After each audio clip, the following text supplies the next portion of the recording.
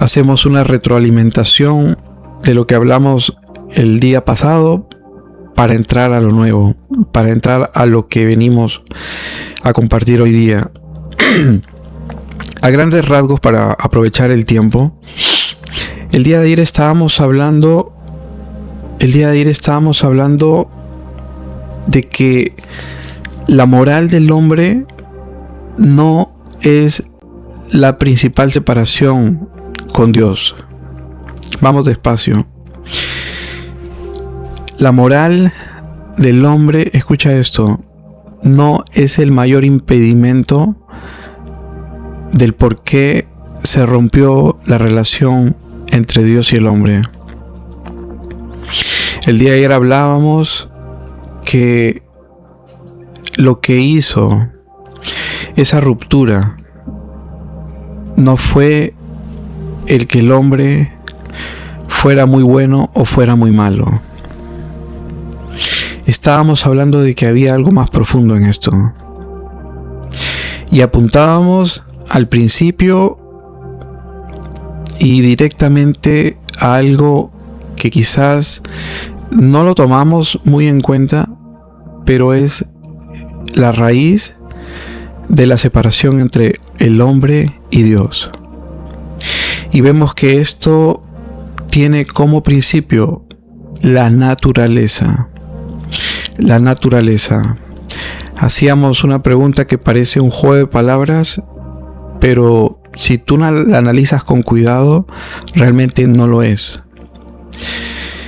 Decíamos, ¿el hombre peca porque es pecador o es pecador porque peca?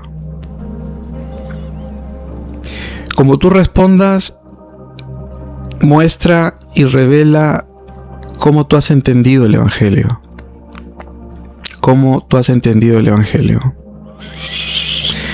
Porque cuando yo veo el Evangelio, Pablo hablando en Romanos capítulo 1, versículo 17, que en el Evangelio, escucha esto, en el Evangelio se revela la justicia de Dios.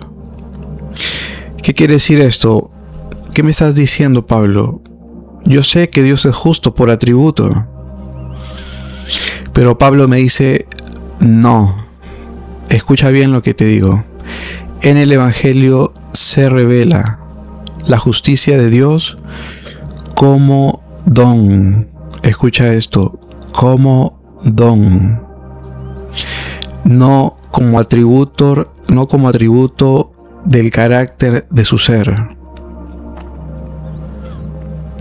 Entonces, ya nos damos cuenta desde el principio que era necesario que Dios acreditara y pusiera a la cuenta del hombre por imputación su propia justicia. Eso me tiene que hacer pensar algo.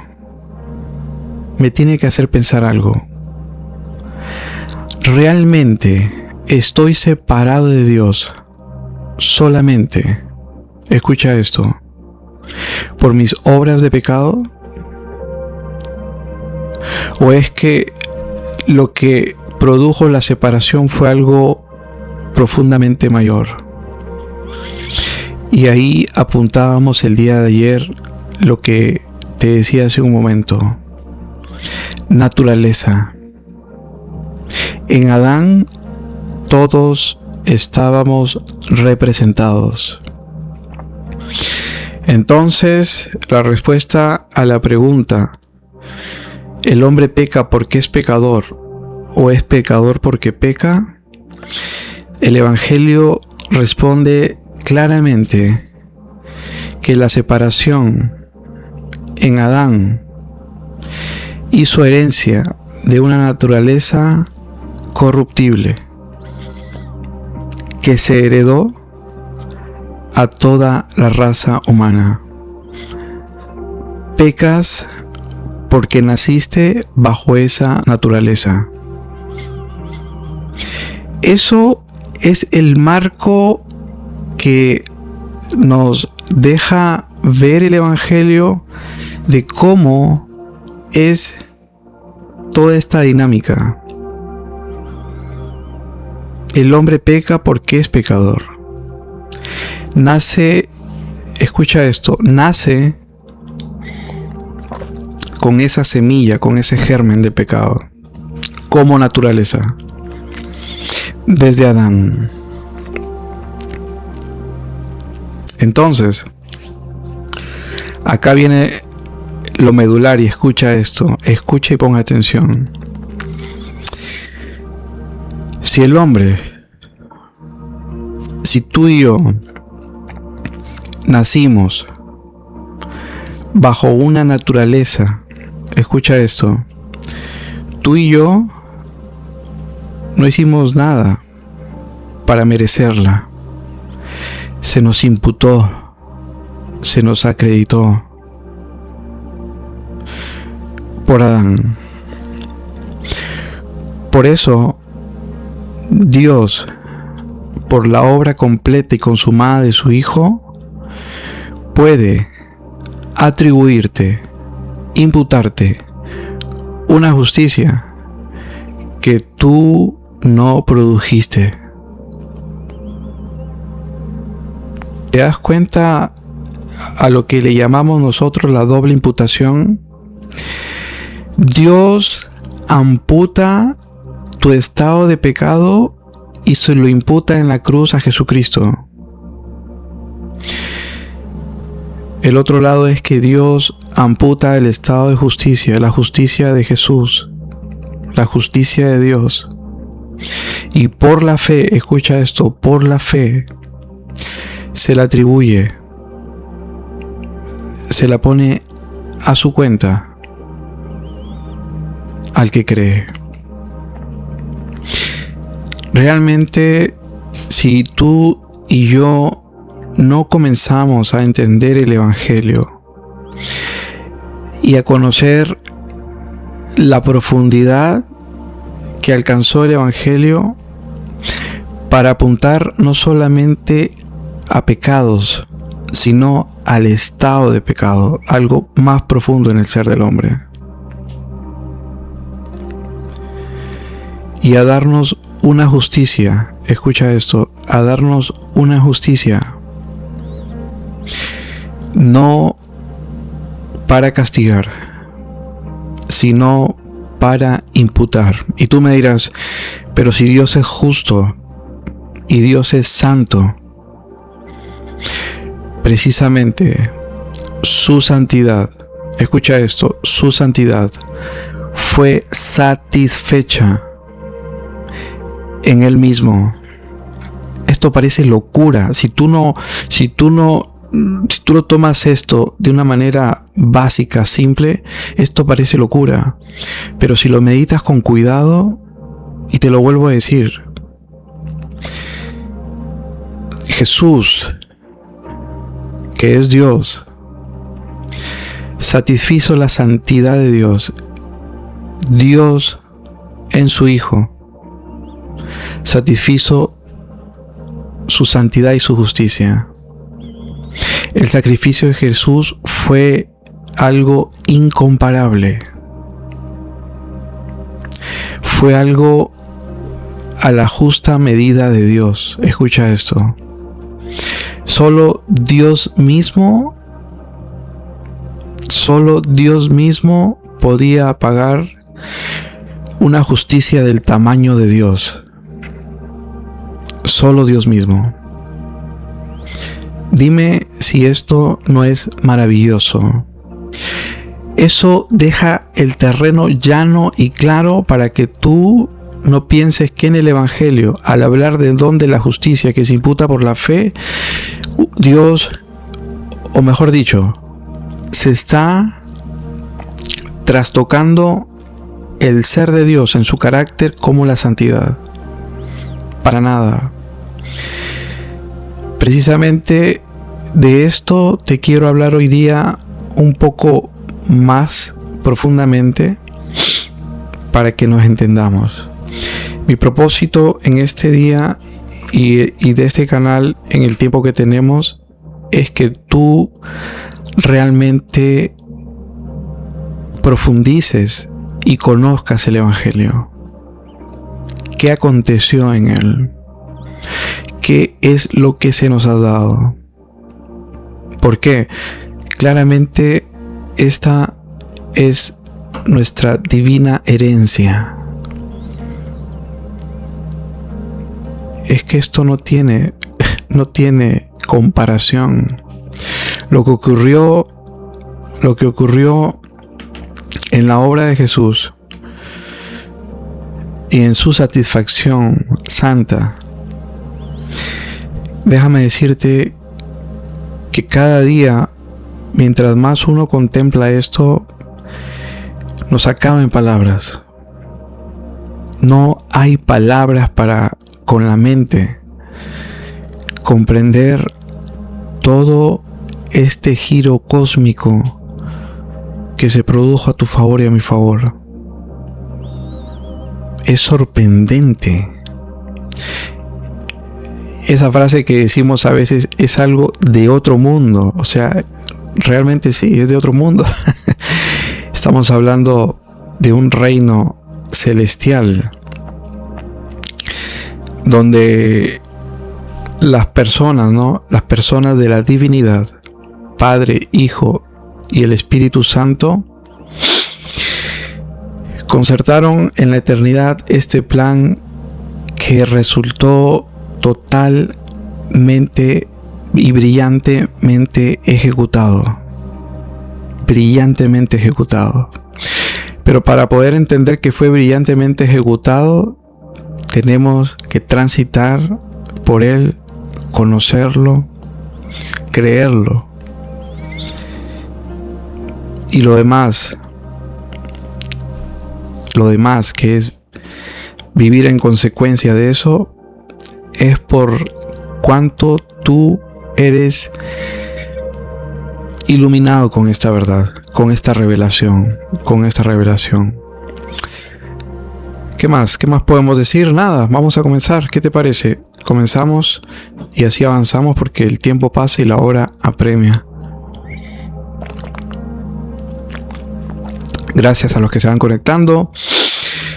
Si te pido un favor solamente es que recuerda que hay personas que no conocen estas verdades. Recuerda que hay personas quizás como tú que todavía no han abrazado estas verdades. Ahora tú estás escuchando esto y sé que estas son cosas quizás que la primera vez que escuchas puede ser algo hasta cierto punto violento. ¿Cómo es que un canal en redes se preocupe de hablar del don de la imputación, de la justicia de Dios, del Evangelio, de la manera como estamos hablando, apuntar frontalmente a esto? Y la única razón, y quiero que escuches esto, la única razón es que el fundamento de nuestra fe está totalmente revelado en el Evangelio. Y el fundamento de nuestra fe, escucha esto, es Jesucristo. Jesucristo. Y es bueno que todos conozcamos y conozcan esto. Y conozcan esto. Así que vamos a avanzar un poco y vamos a entrar a lo que hoy día tenemos. Y hoy día, mira tú, hoy día vamos a hablar un tema quizás escandaloso para algunos, pero si tú, escucha esto, si tú eres un cristiano que quiere caminar tomado de la mano de lo que realmente importa con respecto a la doctrina, escucha esto, a la doctrina de la justificación que Pablo anuncia en Romanos. ¿Por qué Pablo se ocupó tanto de esto? Mira, qué interesante. hazte esta pregunta. ¿Por qué Pablo se interesó tanto de esta doctrina? ¿Y por qué nosotros no deberíamos? Te hago esa pregunta directa, frontal. Si Pablo se ocupó tanto de hablar de imputación divina, de la justicia de Dios, dime tú por qué no debemos nosotros hacerlo. Dime tú. Dime, o sea, estamos hablando del hombre que más cartas escribió en el Nuevo Testamento, y te digo que todas, unas de manera bastante claras, bastante evidentes, donde manifiesta la estructura de este don, y otras de manera implícita en la vida de la iglesia, porque trata identidad, pero no vulnera el don de la justicia. Al contrario, establece en la identidad del creyente una justicia, o ve al creyente desde una justicia que ha recibido por el Evangelio. A los justos, dice, a los santos, hablando de identidad. Entonces es bueno que conozcamos tú y yo esto. ¿Y qué te parece si comenzamos a hablar, para no extender más el tiempo? Mira lo que vamos a hablar hoy día. La santidad de Dios y el regalo de la imputación divina. La santidad de Dios y el regalo de la imputación divina. Ahora, la pregunta, aunque no se la hicieron directamente a Jesús, es una pregunta que funciona para toda época. Pon atención. Y esta pregunta es la que inicia todo. Mira, recuerda que estamos hablando de la santidad de Dios y la imputación divina. Ok, la pregunta: ¿cómo puede el santo abrazar al impío? ¿Cómo puede el santo abrazar al impío? Y esa claramente es la tensión que recorre toda la escritura.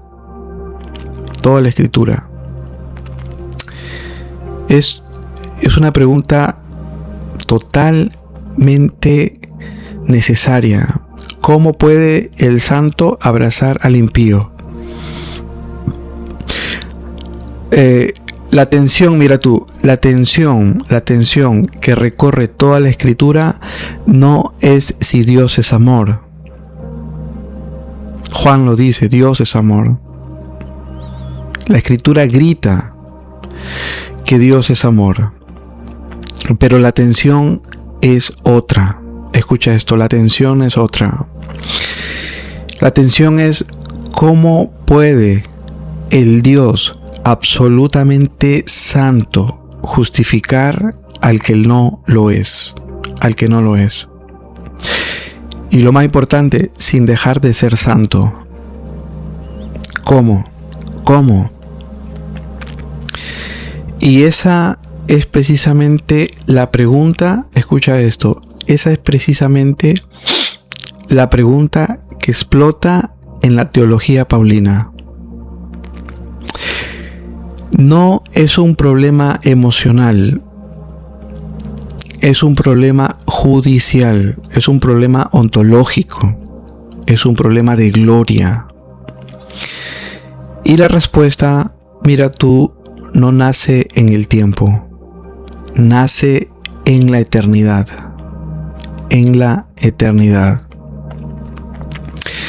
Y un principio claro que quiero que abraces, y es el primero, creo, en esta noche, es esto. La santidad de Dios, escucha esto, la santidad de Dios es más que pureza moral. La santidad de Dios es más que pureza moral. quizás lo sabes, pero lo vamos a decir. En el hebreo, la palabra kadosh no significa simplemente moralmente correcto. Significa separado, distinto, incomparable, trascendente en esencia. Recuerda tú cuando en Isaías 6 los serafines claman santo, santo, santo. No están diciendo moral, moral, moral. Lo que están diciendo realmente es este es otro.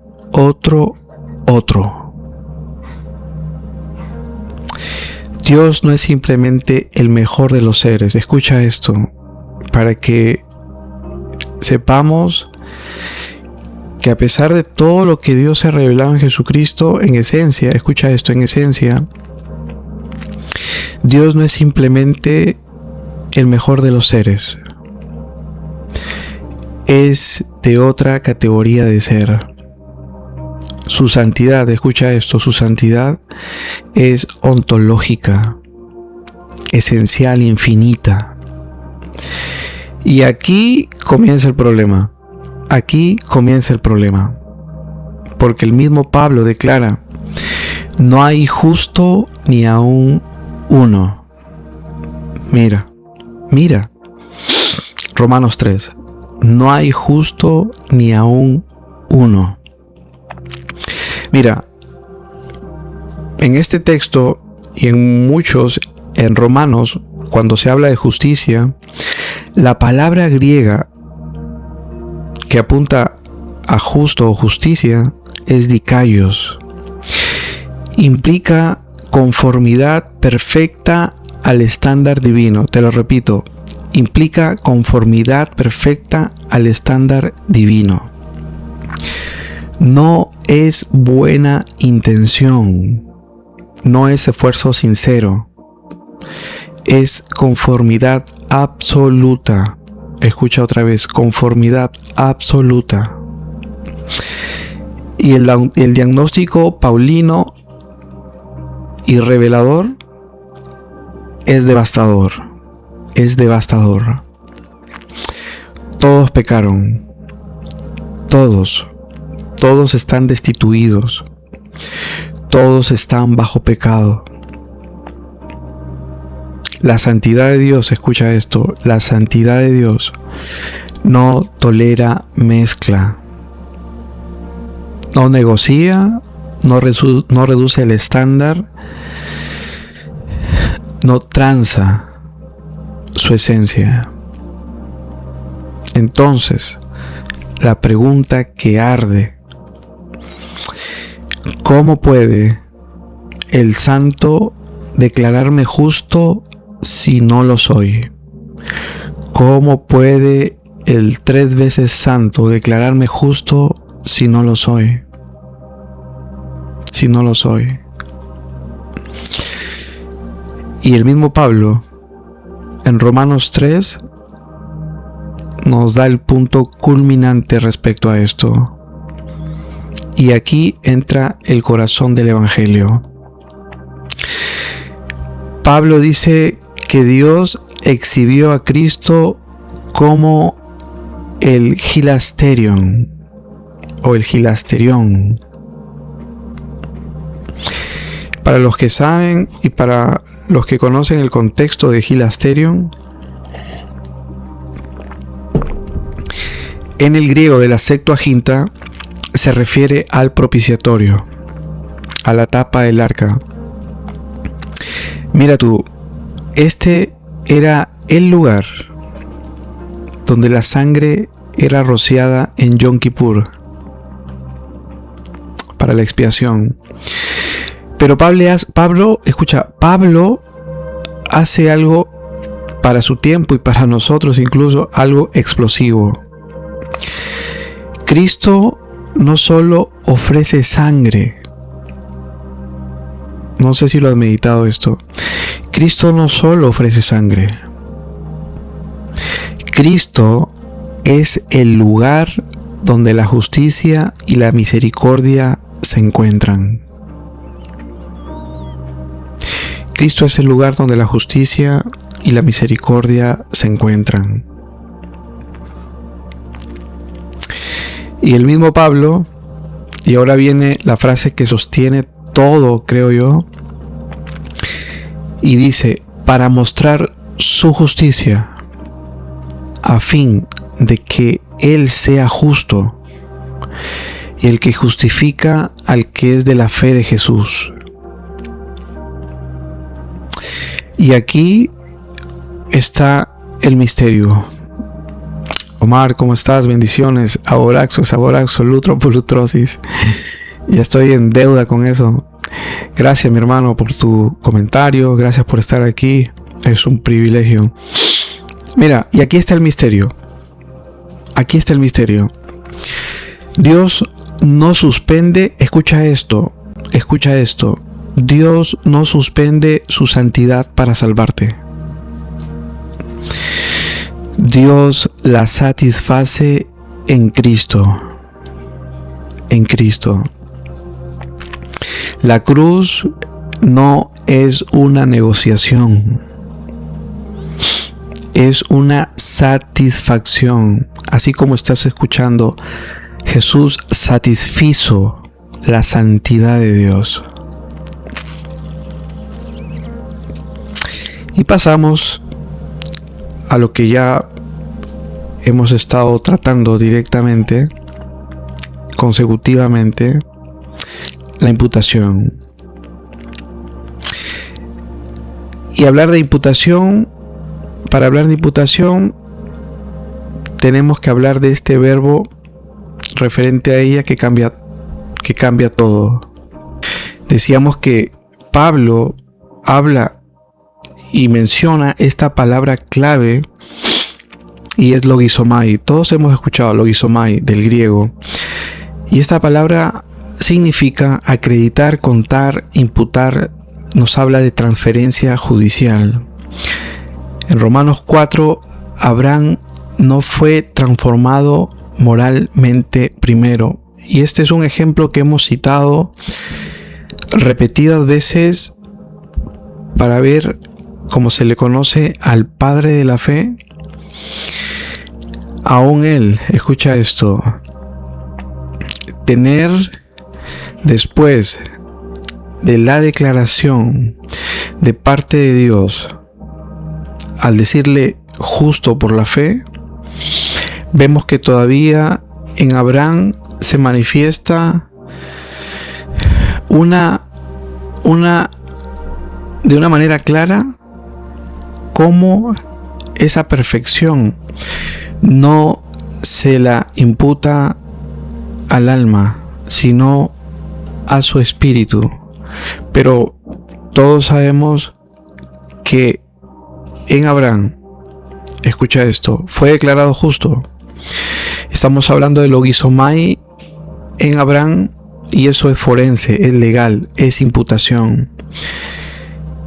Pero nos damos cuenta claramente, escucha esto, que la justicia no nació en Abraham, le fue acreditada. Por si pensamos en algún momento que cuando Dios le cuenta la fe de Abraham como justicia, es porque Abraham hizo obras merecedoras de esa justicia. Para nada.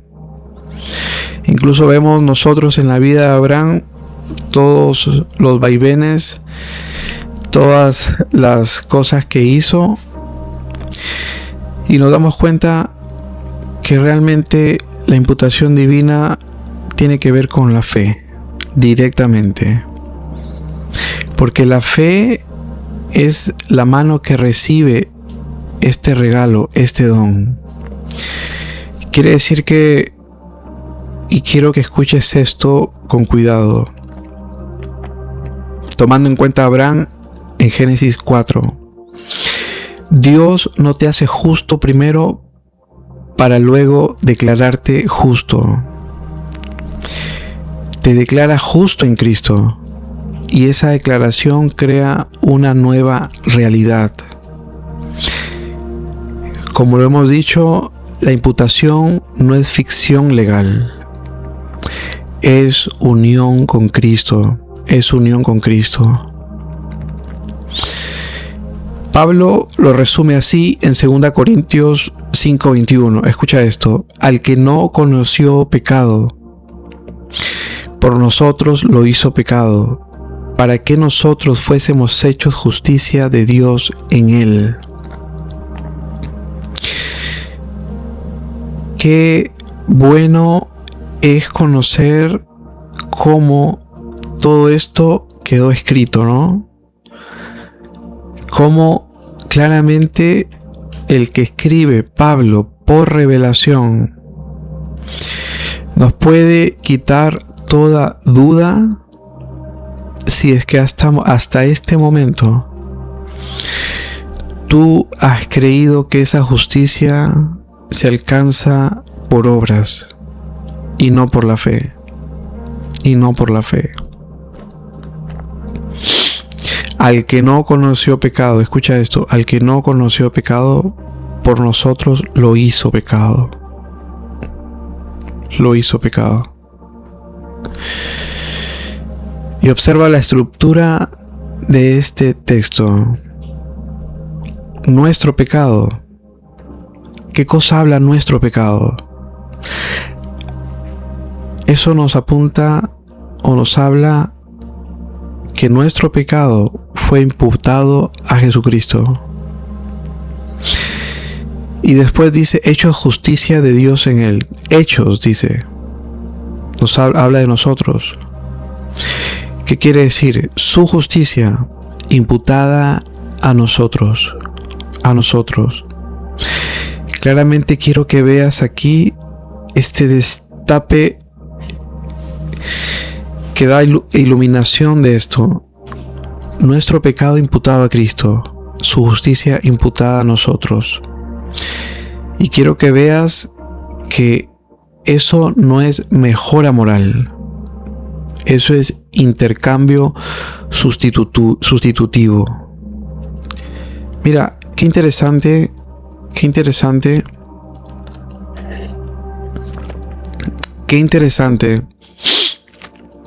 que en el mundo del primer siglo, donde se desarrolla y donde es el escenario de lo que estamos viendo nosotros, el honor, escucha esto, el honor lo era todo. Ser declarado culpable era perder identidad, posición y futuro. Cuando Pablo habla de justificación, no está hablando solo de absolución. Pero repito, cuando Pablo habla de justificación, no está hablando solo de absolución. Está hablando de estatus, un nuevo estatus. ¿Qué quiere decir esto? La imputación no solo elimina culpa, te reviste de honor. Te lo repito, la imputación no solo elimina culpa, te reviste de honor. Y Efesios, escucha esto que a veces lo hemos leído muchas veces, pero pongámosle el peso revelacional y la estructura de lo que ya Pablo está escribiendo y manifestando. Efesios 1 grita esta verdad. Te decía anteriormente, la imputación no solo elimina culpa, te reviste de honor. Y Efesios 1 claramente grita esto: somos aceptos, escucha, somos aceptos en el amado. En el amado. Y la palabra griega para aceptos es charito, que significa ser favorecido plenamente. Plenamente. A contraposición descartamos que no está hablando, escucha esto, no tolerado, no apenas perdonado, favorecido. Y algo importante, si para ti esto es quizás muy sospechoso, ¿no? Quiero que sepas que cuando Pablo habla en Romanos 1:17, mencionando esta justicia, la justicia de Dios, quiero decirte que la santidad, escucha esto, la santidad de Dios no fue disminuida, fue revelada. ¿Nunca pensaste tú que la manera como Dios orquestó, escucha esto, la manera como Dios orquestó el plan de salvación era congruente y armonizaba perfectamente con su santidad? ¿Alguna vez pensaste esto? Que lo más santo de Dios se puede ver en el Evangelio, porque no negó su justicia, la satisfizo en Él mismo. No negó su santidad. Jesús mismo satisfizo el precio para que la santidad de Dios fuera nunca jamás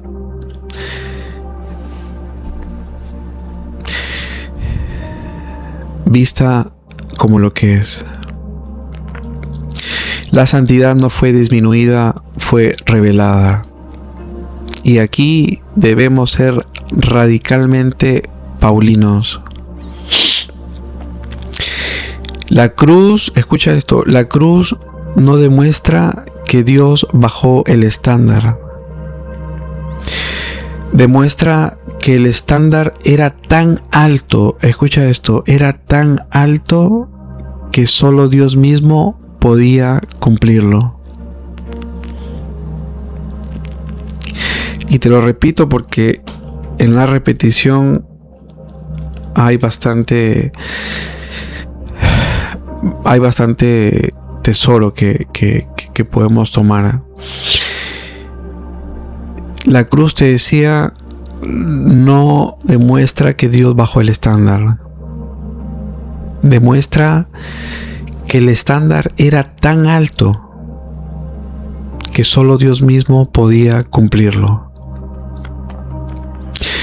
Cristo vivió obediencia activa perfecta. Cumplió la ley. Cumplió la ley. No como ejemplo para que tú la cumplas. Jesucristo cumplió la ley y la llevó a su término. Honró la justicia. Satisfizo la ira justa. Y ahora, por la fe, su récord es tu récord. Su obediencia es tu obediencia. Su justicia es tu posición. ¿Qué quiere decir esto? Y acá viene lo medular de todo.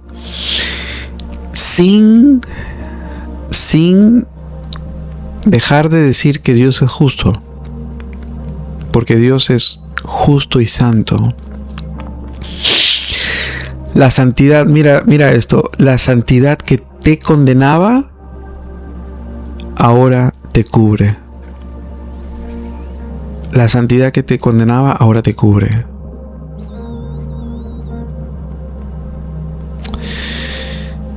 Y muchos creen que la gracia suaviza a Dios. Pero si te pones a pensar y meditar en todo esto que hemos hablado, realmente la gracia exalta la santidad de Dios. Gracia que exalta su santidad. La gracia magnifica su santidad. Porque claramente viendo este aspecto de Dios, que es su santidad,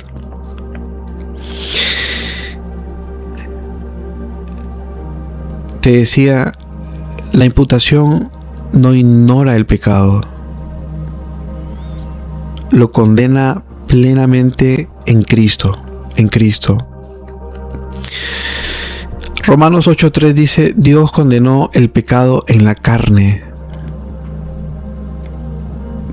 no en ti, en Cristo, en Cristo. Y ahora podemos respirar, podemos descansar, porque ahora no hay condenación para los que están en Cristo Jesús. Para los que están en Cristo Jesús. ¿Qué quiere decir esto? Después de la cruz, escucha esto. La santidad no te expulsa. La santidad no te expulsa. La santidad satisfecha te abraza. Y precisamente eso ocurrió en la cruz. La santidad de Dios en Jesucristo fue satisfecha. Dios mismo se entrega en la persona de su Hijo, Jesucristo, para que ahora Dios pueda abrazar al impío, porque ahora está revestido de una justicia. ¿Cuál justicia? La de su Hijo. ¿Y cómo me la dio? Como don. Esa justicia es la justicia de Dios. No para matar, sino para imputar. Por la fe, en el sacrificio completo, maravilloso, suficiente, que nuestro Señor Jesucristo logró por ti y por mí. Mira tú. Y eso creo que para los que aún, habiendo ya creído en Jesucristo, y luchan quizás con culpa, con sensación de insuficiencia, con mirar más su carne que a Cristo, creo que esta revelación es necesaria. Escucha y apunta, no crecemos mirando nuestras fallas. Somos transformados mirando al justo. 2 Corintios 3:18. Somos transformados contemplando. Y ese es uno de los textos que más mueven la fibra de los que entendemos que en Jesús está todo. Que somos transformados contemplándolo, viéndolo, mirándolo. Si no lo sabías, apunta este texto que yo sé que te va a ayudar mucho. 2 Corintios 3:18. Quiere decir, después de todo lo que hemos dicho, la santidad ya no es una amenaza. Es una herencia. Es una herencia. Porque en Cristo, no eres un pecador intentando mejorar. Eres justicia de Dios aprendiendo a vivir lo que ya te fue acreditado. Totalmente distinto. Adi, segunda a Corintios 3:18. Disculpa que vengo un poco con resfrío, creo, y no se me escucha bien, creo, la voz tampoco. Gracias. Entonces, De nada. Entonces, no eres un pecador intentando mejorar. Si alguien te habló de eso, dile que profundice en el Evangelio, que conozca el Evangelio, que crea en el Evangelio, que abrace el Evangelio. Y más que eso, tenemos que entender que el Evangelio es una persona. Es la manifestación de Dios mismo. Dios es santo, por supuesto. Dios es santo. Dios es santo. Absolutamente santo. 3 veces santo. Tú no lo eres. La ley lo deja claro. La conciencia lo confirma, lo confirmó. La historia lo probó. Pero la cruz lo resolvió. La santidad no fue negociada, fue satisfecha. La justicia no fue ignorada, fue imputada. El veredicto cayó y cayó sobre otro. Y ahora el veredicto sobre ti es este, y escucha bien. Justo, así como escuchas, eres justo. No te pido que lo sientas, te pido que te sepas y lo creas. Justo, justo, no por obras, no por esfuerzo, no por promesa humana, sino por regalo, por gracia, por Cristo, por Cristo, por Cristo. Porque ahí realmente está nuestro estatus y nuestro descanso. Gracias por estar aquí, gracias por acompañarnos. Realmente me gusta saber que cada día Dios está llamando a su pueblo, no a una doctrina meramente, sino a la persona que logró todo esto. Y esa persona es su Hijo, Jesús mismo. Y si miramos a Jesús, como te decía en 2 a Corintios 3:18, dice el texto que somos transformados contemplándolo, mirándolo. Y eso precisamente es lo que le da gloria a Dios. Escucha esto. Si algo le da gloria a Dios, es que tus ojos y los míos estén puestos en Él. No en reglas que no tienen ese poder. No en mandamientos desfasados y que tuvieron una culminación en la persona precisamente de Jesús. Pero cuando tú ves a Jesús, cuando tú entiendes, así como Pablo, que toda la riqueza, todo lo necesario para esta vida y para la eternidad se encuentran en una persona, en Jesucristo.